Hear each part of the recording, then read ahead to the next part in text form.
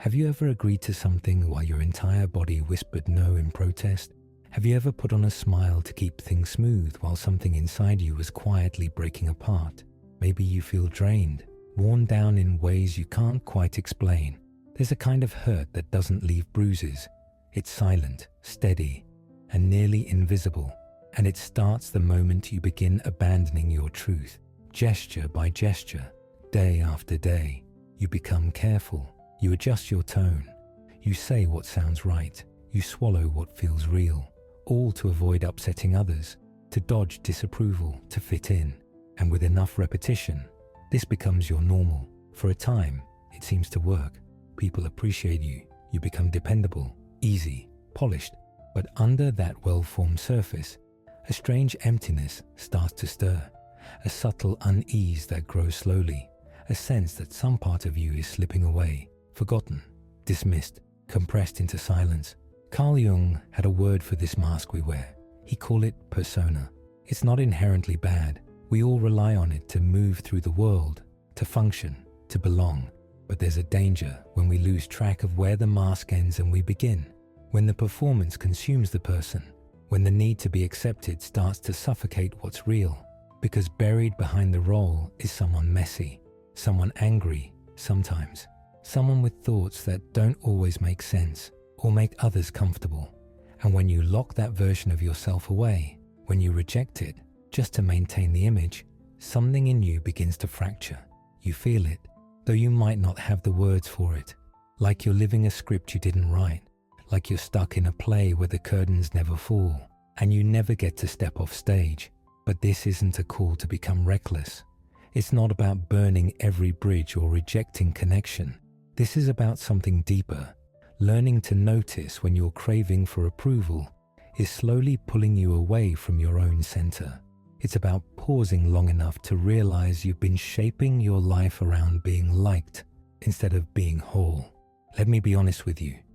This quiet form of self-abandonment doesn't come without a price. It may not scream like a wound, but it bleeds in other ways. It arrives as anxiety that clings without reason, as confusion about who you are, as bitterness that appears out of nowhere.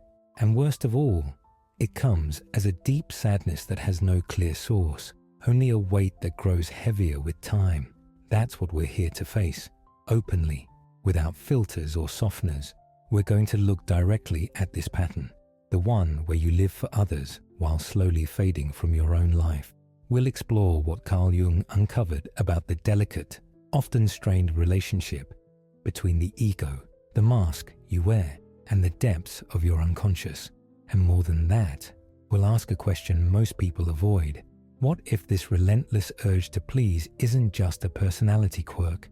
What if it's a warning sign, an internal red flag that you've lost touch with who you really are? This conversation might feel like a mirror or a punch to the chest. But if you're still here, it's probably because some part of you already knows you can't keep living like this. So take a breath, a real one, because the journey ahead may challenge everything you thought you understood about yourself. This programming didn't start yesterday. It began early, when you were still learning how to be a person. You were told to behave, to make yourself smaller so others wouldn't feel discomfort. You were taught to hide the messy emotions, to tame your instincts, to smile even when you were collapsing inside. And over time, without even noticing, you built a version of yourself that felt safer, more acceptable, more convenient. That version, the one that people liked, trusted, leaned on, that became your default. Jung gave it a name, the persona. It's not your enemy. In fact, it serves a vital role. The persona helps you function in society. It gives you a way to relate, to participate, to belong. You need it, but only as long as you remember it's a mask. The real danger begins when you start to believe the act, when the smile stays even when you're furious, when you nod even though you disagree, when you help because it's expected, not because your heart is in it. And slowly, that curated character begins to take over. You become the one who never complains, the one who's always nice, always helpful, always calm, even when chaos brews beneath your skin. Because somewhere along the way, you started performing so well that even you forgot it was a performance. Here's the truth. Each time you fake a smile when you're hurting, each time you stay quiet to avoid a fight, each time you say, "It's fine," when your whole body knows it's not, something inside you goes silent, not loudly, not all at once, but subtly, like a dimmer switch slowly turning down the light. The more you deny what you feel, the more those denials begin to stack up, layer upon layer, crack upon crack, until eventually something starts to disappear, not on the outside, but within. You forget what you actually want. You stop recognizing your own voice. Desire becomes foggy. Decisions feel automatic. Your life begins to orbit around expectations, not your values, not your truth, but what keeps everything peaceful. And that's where the persona, once helpful, becomes dangerous. It no longer serves you. It traps you. You're still functioning. You're still showing up. You might even be thriving in the eyes of others. They tell you you're doing great, that you're strong, reliable, put together, but none of them see what's dying behind the mask, because somewhere along the way, the mask stopped being something you wore and started becoming your skin. And now you're stuck in a painful paradox. How do you peel off something the world has come to admire, something you've built your life around, without losing the very foundation you stand on? That's the cruel part. It all looks fine, but your inner world is slowly unraveling, quietly. So you have to ask, is it worth it? Is this image, this carefully curated version of you, worth the cost of never really being yourself? How many times have you bitten your tongue to keep things smooth? How often have you nodded yes and then hated yourself for it? How many smiles have you forced while something in you was screaming?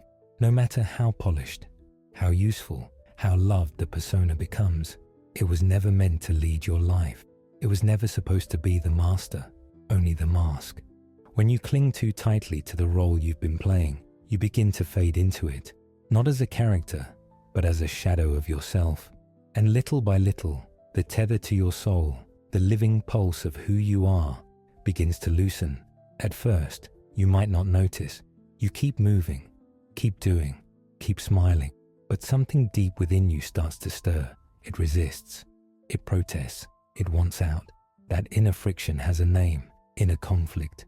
It's what happens when the surface of your life no longer reflects your inner world. When your actions are scripted, but your heart wants to go off script. When your mouth says yes, but your spirit is screaming no. This isn't just psychological discomfort. It's a quiet war. And the battlefield, it's invisible. On one side stands your ego, the part of you that keeps the world running smoothly. It wants stability, control, approval, belonging. It's the internal manager that tries to keep the persona polished and predictable. It fears rejection, chaos, exposure. It's not evil. It's just trying to protect you. But on the other side is something deeper, older, wilder, more honest. You're unconscious. And unlike the ego, it doesn't play by society's rules. It doesn't care about fitting in or keeping the peace. It cares about the truth, your truth. So while your ego keeps smoothing over cracks, the unconscious begins to react, not with words, but with signals. You start feeling off, restless, sad for no reason. You snap over little things. You wake up tired. You smile, but feel hollow. These symptoms aren't weaknesses. They're messages, faint signals from the parts of you that have been ignored for too long. Carl Jung described it like this. When the ego strays too far from your total self, the unconscious pushes back. It tries to rebalance, to restore integrity. And the more you try to maintain appearances, keep things light, stay agreeable, avoid discomfort, the more the unconscious rises. It sends dreams, mood swings, aches, unexplained reactions. It releases what Jung called the shadow, the repressed parts of your psyche that don't disappear. They just find other ways to come out. That's why sometimes, without knowing why, you self-sabotage, you overreact, you withdraw, you numb out, not because you're broken, but because your soul is tired of being ignored. This constant inner tug-of-war breeds tension. You try to hold everything together, but cracks still form. You show up, you say the right things, you wear the mask, but deep down, there's resentment, exhaustion, a quiet rage, and it's not directed at others, it's aimed at yourself, because every time you abandon what you feel for the sake of approval, you betray something sacred within you. And that betrayal doesn't hurt all at once. It accumulates, it drains you, it hollows you.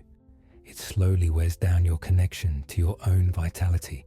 From the outside, you look composed, productive, thoughtful, kind, but inside, you've forgotten how to feel anything real. You just know that something's wrong, and eventually, pretending won't be enough. You'll try to shake it off, call it a phase, but deep down, you'll feel it. The cost of adapting has become too high, because a life without authenticity, without depth or direction, is not a life at all. It's a performance, but there's a reason this pattern exists. And for some people, the urge to please runs even deeper. There are those who feel guilty for having needs, who shrink themselves without realizing it, who were shaped to be what others wanted and lost track of what they wanted along the way. Jung recognized this. He identified a psychological type especially prone to this kind of self-erasure. And in the next part, we'll explore whether this description fits you and how understanding it might be your first step toward breaking free. Not all of us experience the world the same way. Carl Jung taught that each person carries a distinct inner blueprint, a psychological makeup shaped by deep-rooted functions and attitudes. This inner architecture determines how we interpret the world, make choices, and navigate relationships. And among these inner types, there's one that's especially vulnerable when it comes to self-sacrifice, the feeling-oriented extrovert. For this type, connection isn't just something they enjoy, it's something they depend on. Being in sync with others, sensing harmony in the room, knowing they're liked. These aren't luxuries, they're forms of survival. Their emotional radar is always on. They walk into a space and instantly sense what others feel, think, and need. And without even realizing it, they shift themselves accordingly, softening their voice, nodding in agreement, offering comfort, hiding their discomfort. Their attention is outward, not inward.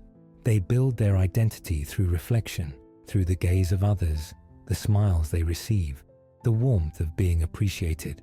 Their sense of worth becomes entangled in the approval they earn. On the surface, this looks like empathy, like generosity, and often it is. But when this way of relating becomes automatic, when it's used to avoid tension, avoid disapproval, avoid rejection, it begins to hollow them out. Because this type is constantly scanning for what others want, they forget to ask what they want. Their moral compass starts pointing away from their center, always aligning with external values, even when those values go against their deeper truths. So they nod along with ideas they don't believe in, stay in relationships that drain them, say yes to things that make them sick inside, all just to keep their image intact. For them, being liked feels like being loved. Being needed feels like being valuable. And when they're not useful, not sweet, not available, they feel invisible, like they don't exist. It becomes a loop, a subconscious pattern, not because they're weak, but because they've never been shown another way. They live in a mode of performance, addicted to being accepted. And perhaps the most dangerous part, they don't even realize they're disappearing because the world applauds them for it, and they've mistaken that applause for love. But let's be clear, this pattern doesn't belong only to one type of person. You don't have to be an emotional extrovert to fall into it. Most of us, at one point or another, have made ourselves smaller to keep the peace. You say yes to avoid disappointment. You stay quiet to dodge judgment. You downplay your pain so others stay comfortable. And in those moments, even the smallest ones, you're following the same inner script, that being liked is safer than being real. But this inner compromise, it adds up. And your unconscious, it notices. It doesn't send you messages in bold letters. It doesn't leave notes on your desk or whisper clearly in your ear. Instead, it speaks in riddles, through dreams, discomforts, compulsions, and strange emotional storms that seem to come out of nowhere. It begins to show you all the truths you've been trying not to see. This next part of the journey is about learning to recognize those signs, those quiet alarms from deep within. The unconscious doesn't use logic or language. It uses metaphor, sensation, symbol, And the more you abandon your truth, the more loudly it begins to respond. You'll see it in your sleep. You dream of being naked in public, exposed, vulnerable, stripped of your mask. You're running but can't escape, chased by something you've buried. You try to speak but no one hears, your voice stifled, your will locked away. You find yourself trapped, unable to move, your soul confined in a life that no longer feels like your own. And it doesn't end with dreams.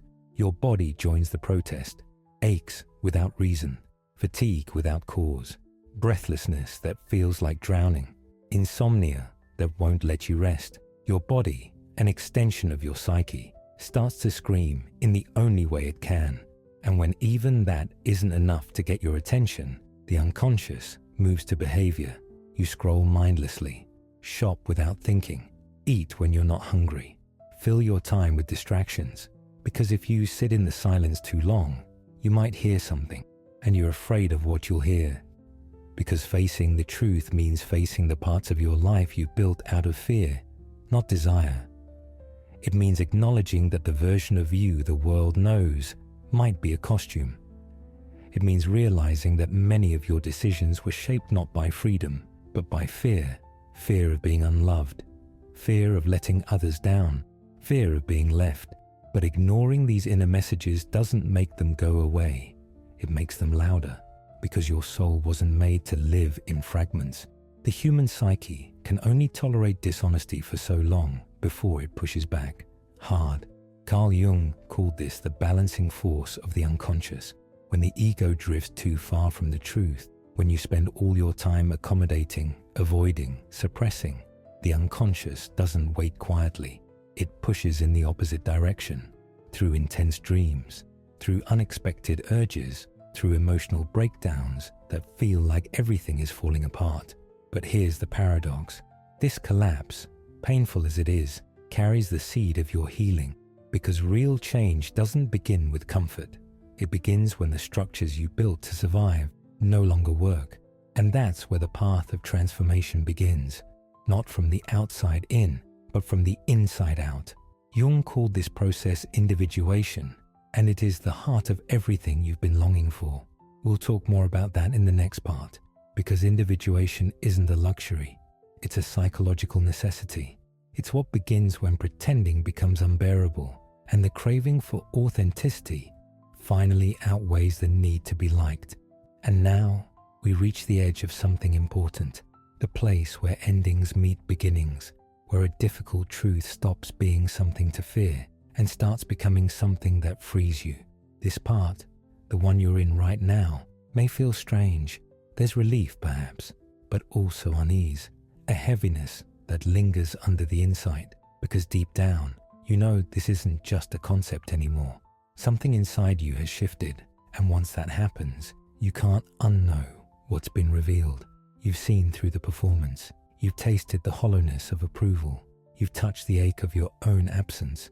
And maybe for the first time, you realize you didn't come here to impress anyone. You didn't arrive on this earth to wear masks, play roles, and keep quiet while your soul begs to be heard. You're here to live in alignment, to tell the truth, even when your voice shakes, to stand where you are, even when others don't clap, to become whole, even if it costs you the life you built to be liked. Because what you lose in this process was never truly yours, and what you gain is everything. The persona can offer protection, sure. It can help you function, belong, fit in, but it will never bring you peace. Peace doesn't come from the surface. It doesn't come from how you look, what you say, or how well you meet expectations. It comes from within, when what you feel, believe, and live finally stop contradicting each other. That inner coherence, that's peace, that's power, and it only becomes possible the moment you decide, I won't betray myself anymore. Freedom doesn't arrive when the world finally approves of you. It begins when you do, when you can stand before the mirror without filters or roles and whisper, I've got you, I won't leave you behind again. That single promise, to stand by yourself, is a quiet revolution. It doesn't scream. It unfolds in moments, in subtle choices, in the questions you start asking, in a conversation like this one. So if something in this spoke to your soul, Don't let it pass you by. Name it, write it, let it echo in your own words. Say what stirred, say what hurt, say what opened, because in naming it, you begin to reclaim it. This is just the first step. There's more waiting for you, more depth, more clarity, more truth. And once you begin the journey inward, you don't stop, you deepen. So keep going, keep listening, keep choosing truth over comfort, alignment over image, self-connection over approval, because the truth will set you free, but only if you're brave enough to follow it all the way home.